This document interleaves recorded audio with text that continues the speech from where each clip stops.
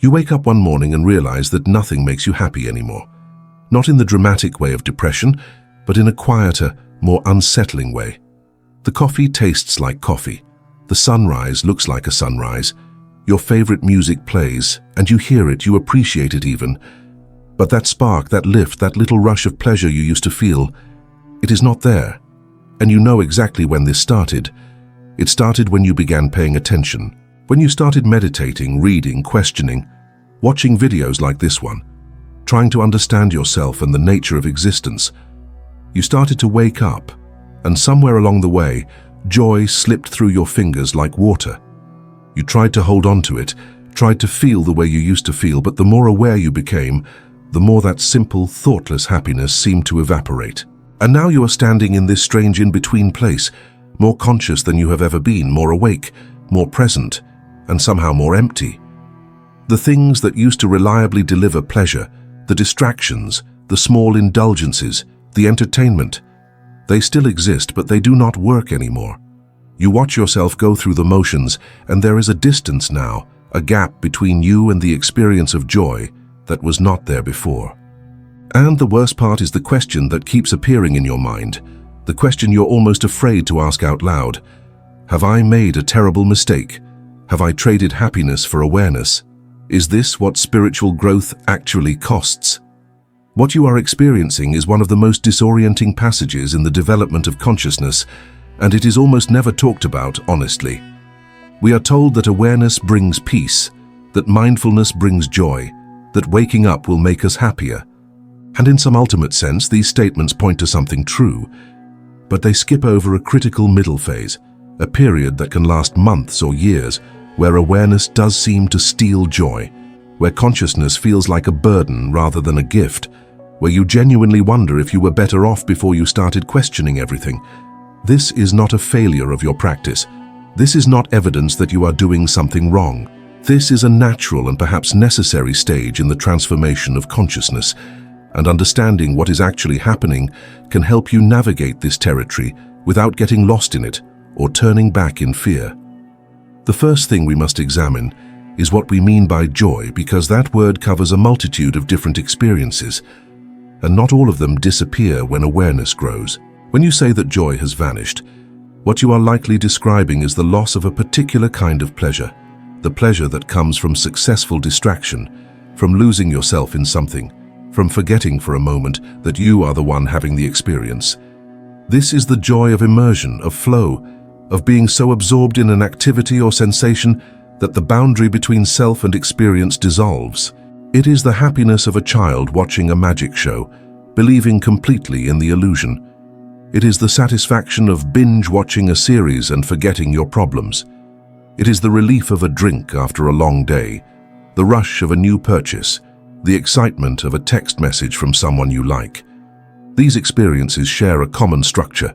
They work by narrowing your attention, by pulling you into a particular channel of experience so completely that everything else fades away. And they work precisely because of a kind of innocence, a temporary forgetting of yourself, a brief vacation from self-consciousness. When awareness grows, this innocence becomes impossible to maintain. Not because you are trying to ruin your own good time, but because consciousness, once it awakens to itself, cannot pretend not to see what it sees. You watch the movie, and you notice that you are watching it. You take the drink, and you observe the impulse that reached for it. You scroll through your phone and you see the mechanism of distraction as it operates. You laugh at a joke, and there is a tiny part of you that notices you laughing. This is not overthinking. This is not self-sabotage. This is simply what awareness does. It illuminates, it reveals. And in revealing the mechanisms by which we generate pleasure, it changes our relationship to those mechanisms. The magic show is still entertaining, but once you see how the trick is done, you cannot unsee it. The pleasure does not disappear entirely, but it loses its power to fully transport you, to make you forget that you exist. And this is experienced as loss. It feels like something has been taken from you, like you have been robbed of the ability to enjoy life in the uncomplicated way you once did. You look around and see other people laughing, losing themselves in their phones, drinking, shopping, planning their next vacation, and they seem happy in a way you no longer have access to. They seem to possess something you have lost, and it creates a strange kind of grief, a mourning for a version of yourself that could be satisfied with simple pleasures, that could forget itself long enough to feel happy. But here is what you must understand, and this is where the reframing begins. You have not lost the capacity for joy. You have lost the capacity for a particular kind of pleasure that was always, whether you knew it or not, based on a subtle form of self-deception. The happiness you are mourning was the happiness of distraction, of successful forgetting, of managing your consciousness in such a way that you did not have to feel the full weight of being alive and aware. It was a genuine form of relief, and there is nothing wrong with it, but it was not deep joy. It was the joy of escape, not the joy of presence. And what awareness does, what it must do as it grows, is make escape increasingly impossible. It closes the exits. It brings you back again and again to the simple, unavoidable fact of your own existence, your own consciousness, the raw experience of being here, now, unable to hide from it. This is why so many spiritual traditions talk about disillusionment as a necessary stage, not as failure but as progress. The illusions must fall away. The mechanisms by which we make ourselves comfortable must become visible. The strategies we use to avoid the intensity of direct experience must be seen for what they are. And this seeing does feel like dying, because in a sense, something is dying. A certain way of being in the world is ending, a way that depended on not looking too closely, on maintaining a comfortable level of unconsciousness, on believing that happiness could be found in the next experience, the next achievement, the next distraction. If what I am sharing here is opening something up for you, consider subscribing. I explore these territories every week, and I would love to have you along for the journey. You are in a transition, and transitions are inherently uncomfortable. You are no longer able to find satisfaction in the old ways, but you have not yet discovered what replaces them. You are between two modes of being, and the in-between space is characterized by a sense of emptiness, of loss, of wondering if there is anything on the other side of this disillusionment. This is the desert period that mystics talk about, the dark night, the time when everything that used to work stops working and nothing new has arrived yet. And the mistake most people make in this phase is trying to get back to what they have lost. They try to force themselves to enjoy things again, to recapture that innocent pleasure, to make the magic work one more time. But this is like trying to believe in Santa Claus after you have seen your parents putting presents under the tree. The information cannot be unknown. The awareness cannot be reversed. The question then becomes not how do I get my joy back, but what is asking to be discovered in this space where joy used to be. And this requires a shift in how we think about happiness itself, a shift that is deeply at odds with almost everything our culture teaches us about what it means to live well. We are taught that happiness is a feeling, a state of positive emotion that we should pursue, maximize, and protect. We are taught that the goal of life is to feel good as often as possible, to minimize suffering and maximize pleasure. And from this framework, the loss of simple joy is indeed a catastrophe, a failure, a movement in the wrong direction. But what if happiness, at least the kind worth having, is not a feeling at all? What if it is not something that happens to you, but something that emerges from a particular quality of relationship with experience itself? What if the joy you have lost was not actually joy, but a temporary relief from a deeper discontentment, a brief respite from the constant sense that something is missing, that life is not quite right, that you are not quite enough? These are not comfortable questions, and answering them requires looking at something we would rather not see. That much of what we call happiness is actually the temporary alleviation of an underlying anxiety, a chronic sense of lack that we spend our lives trying to fill or forget. Consider how pleasure actually works. You feel a desire, a want, a sense that you need something. This feeling is uncomfortable.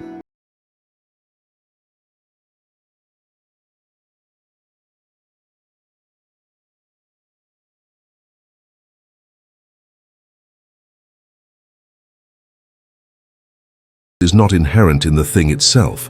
The happiness is the relief of no longer feeling the wanting. It is the temporary absence of discomfort.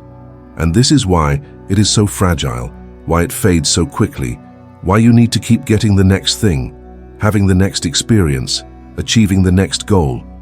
You are not actually building joy, you are managing discomfort. You are running on a treadmill, getting brief hits of relief, mistaking the relief for fulfillment. I know many of you watching this have never told anyone what you are really experiencing. You have been carrying this alone, maybe for years, watching your ability to enjoy simple things slowly drain away, wondering if something is fundamentally broken in you. But here is what I want you to understand. The moment you name this, the moment you acknowledge it out loud, even just in a comment, something shifts. You stop being alone with it. So let me ask you directly, when did you first notice that things stopped bringing you joy? When did awareness start to feel like a burden rather than a gift? I want you to share in the comments, not because I need engagement, but because someone else watching this needs to see your words. They need to know they are not the only one. And if you cannot find the words right now, if it feels too heavy to articulate, just type this: I have been here too. That is it. Just those 4 words. Because when you do, you create permission for dozens of others to say it too. Your honesty, your willingness to be seen in your struggle, it helps break the silence that keeps all of us isolated. So comment below. Tell me where you are in this. I read every single one, and I promise you, you are not alone in what you are feeling. What awareness reveals, what it cannot help but reveal, is this mechanism of pleasure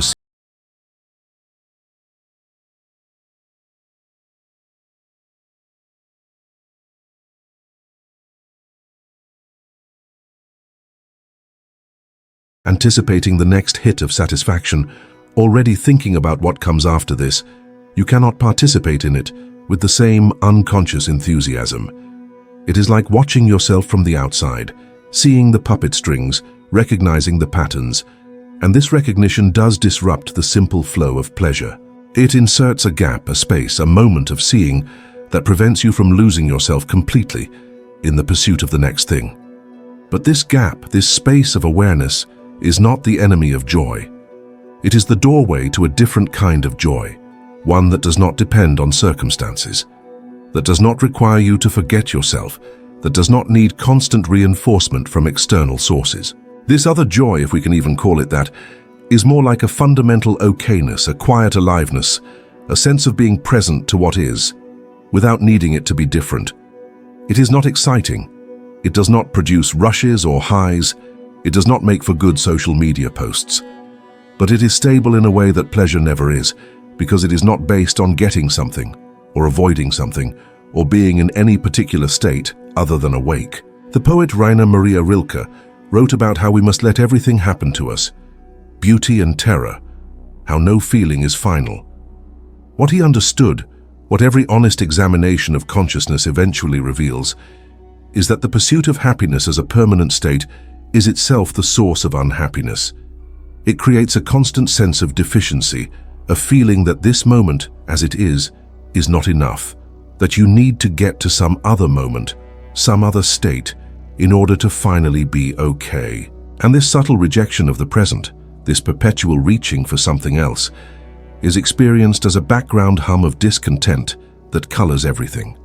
When awareness grows, it makes this reaching visible. You see yourself doing it in real time. You watch the mind generate the next want, plan the next pleasure, judge the current moment as inadequate. And in seeing this, in really seeing it without trying to fix it or stop it, something begins to relax. Not because you have achieved some special state, but because seeing itself is a form of release. When you are aware that you are seeking, you are already in a different relationship to the seeking. You are not completely identified with it. There is space around it. And in that space, a different possibility emerges. This is why spiritual teachers talk about letting go, about surrender, about acceptance, not because these are things you do, but because they describe what naturally happens when you stop trying to manipulate your experience into something other than what it is. When you stop using pleasure to avoid pain, when you stop using distraction to avoid presence, when you stop using the future to avoid the present, what remains is simply this: the raw fact of being alive, conscious, here. And this, surprisingly, is not the catastrophe you thought it would be. It is not the unbearable intensity you were avoiding. It is actually quite ordinary, quite simple, and in its simplicity there is a kind of quiet satisfaction that has nothing to do with getting what you want. But we must be honest about the passage from one to the other, from pleasure-seeking to presence, from the joy of distraction to the joy of being. It is not a smooth transition. It is not a matter of flipping a switch. There is a genuine period of loss, of mourning, of feeling like you are walking through a desert where nothing grows.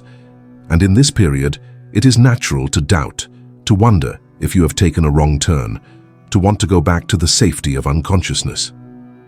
But you cannot go back. Awareness does not work in reverse. Once you have seen, you cannot unsee.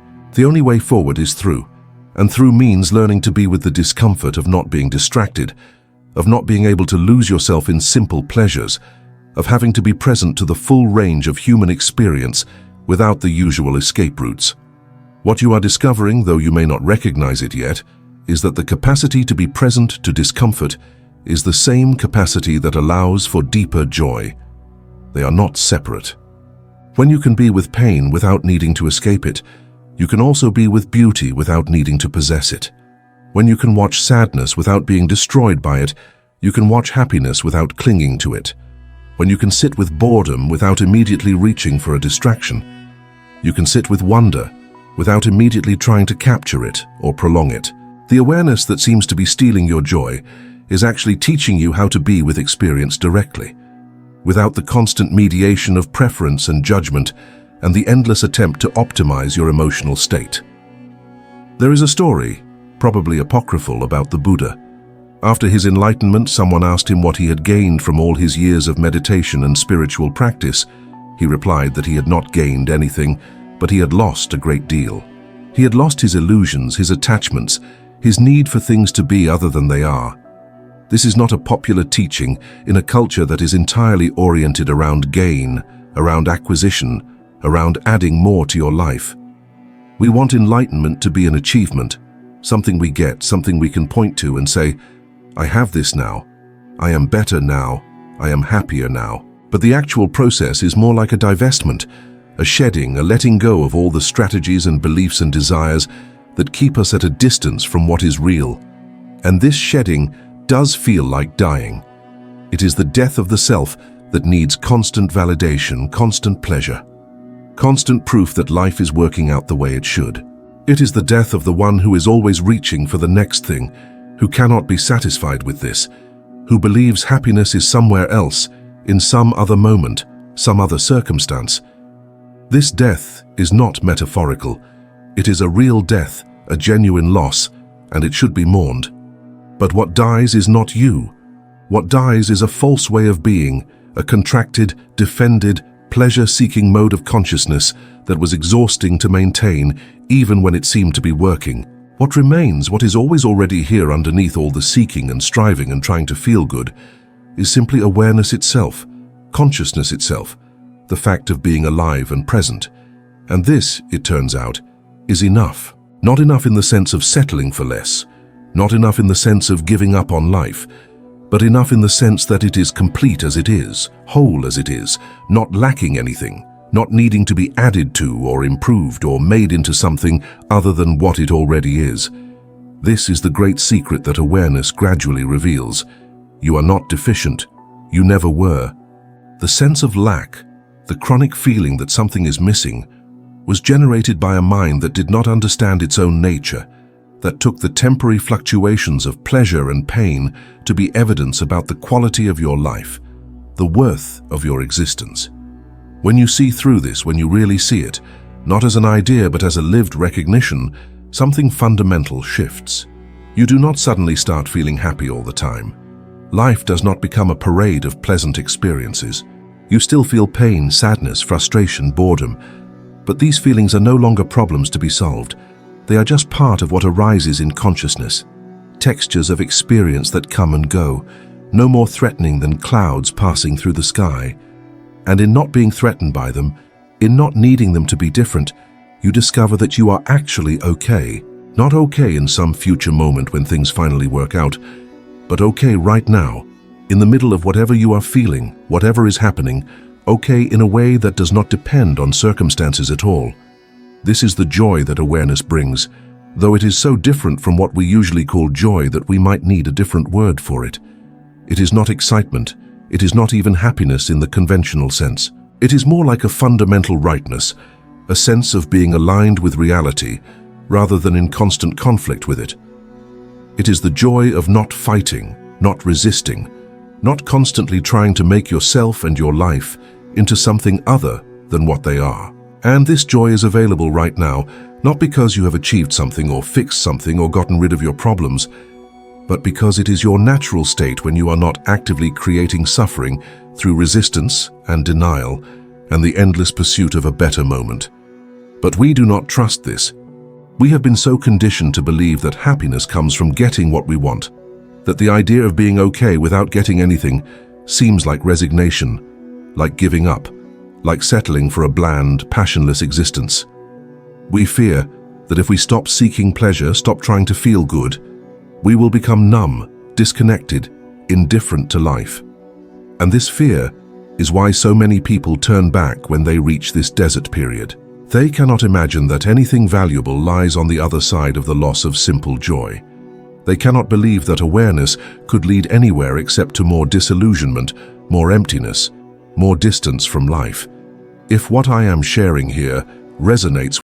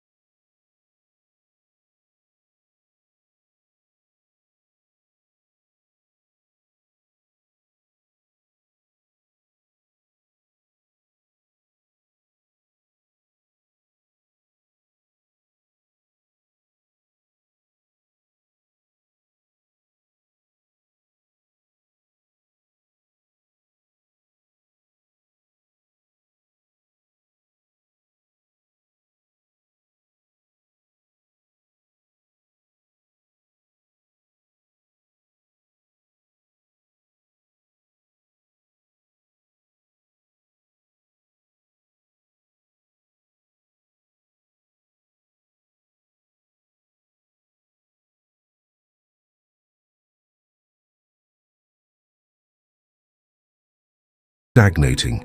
And so we fill every moment with activity, with entertainment, with stimulation, terrified of what might happen if we actually stopped, actually sat still, actually allowed ourselves to be present without distraction. We treat boredom like a disease to be cured, rather than a doorway to a different quality of consciousness.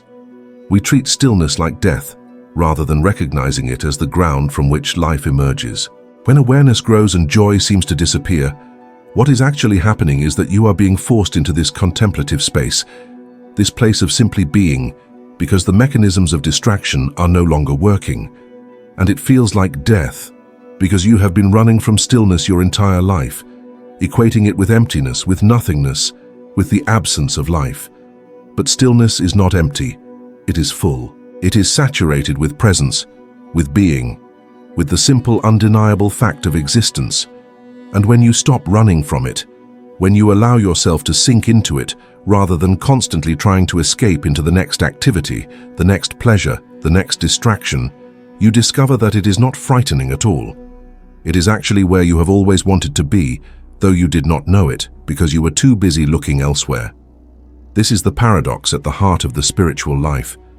You are already what you are seeking. You already have what you think you lack.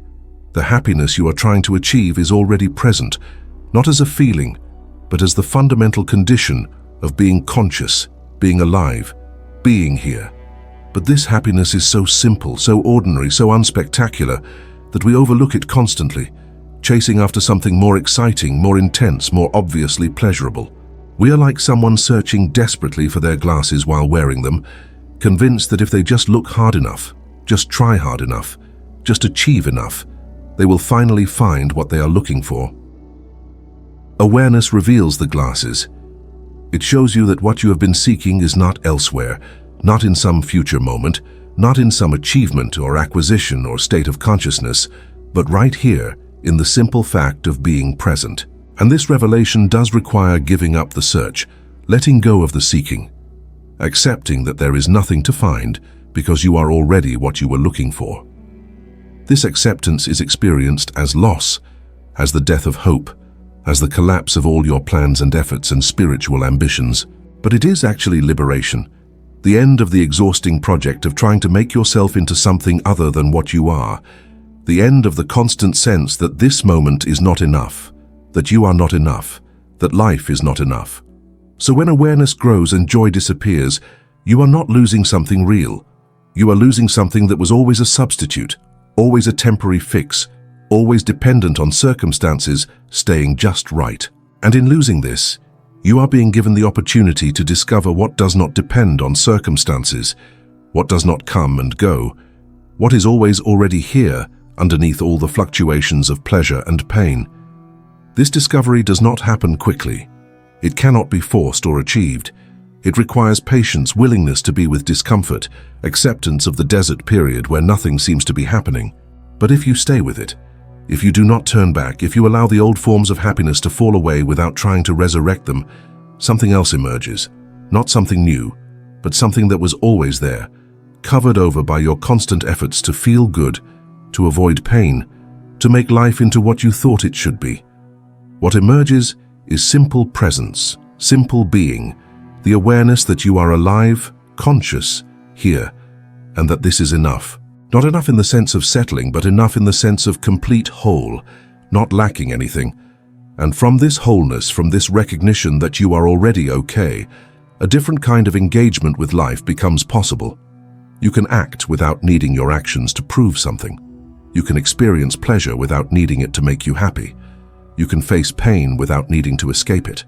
You can live fully without needing life to be different than it is. This is not resignation. This is not passivity. This is freedom, the freedom that comes from no longer being driven by the constant need to feel good, to avoid bad, to make yourself into someone more acceptable, more successful, more happy. So the disappearance of simple joy is not the end of the story. It is the middle, the dark passage between two ways of being. On one side is the unconscious pursuit of pleasure, the belief that happiness is something to be achieved, the constant sense that you are not quite there yet. On the other side is the recognition that you are already what you are seeking, that happiness is not a destination but your natural state, when you are not creating suffering through resistance and denial. The passage between these two is difficult because it requires letting go of everything you thought you knew about what makes life worth living. It requires trusting that something exists on the other side of the loss, even though you cannot see it yet, even though it looks from here like nothing but emptiness. But emptiness, when you actually arrive at it, when you stop running from it, is not what you thought. It is not absence. It is potential. It is the space in which everything arises, the ground of being itself. And recognizing yourself as this space, this awareness in which all experience appears, this is the deepest joy, the joy that does not come and go, the joy that is not dependent on anything, the joy of simply being. Not being something in particular, not being someone special, just being aware, present, alive. This is what awareness has to offer in exchange for the loss of distraction. Not excitement, not pleasure, not the satisfaction of getting what you want, but something more fundamental, more stable, more true. The quiet certainty that you are okay, that life is okay, that everything is unfolding exactly as it must, and that you do not need to do anything, achieve anything, become anything other than what you already are. This is not a belief. It is not a philosophy.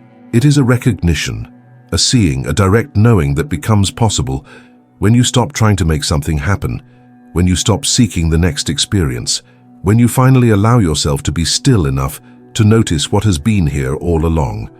And when this recognition stabilizes, when it becomes not just a momentary glimpse but your baseline way of being, then something interesting happens. The joy that seemed to disappear actually returns, but in a completely different form. It is no longer the joy of getting what you want or avoiding what you do not want. It is the joy of being present, the joy of being alive, the joy of existence itself. Not because existence is always pleasant, but because you are no longer requiring it to be pleasant in order to be okay. You are okay regardless of what arises, and this fundamental okayness is the deepest happiness, the happiness that was always here, waiting to be discovered underneath all your seeking.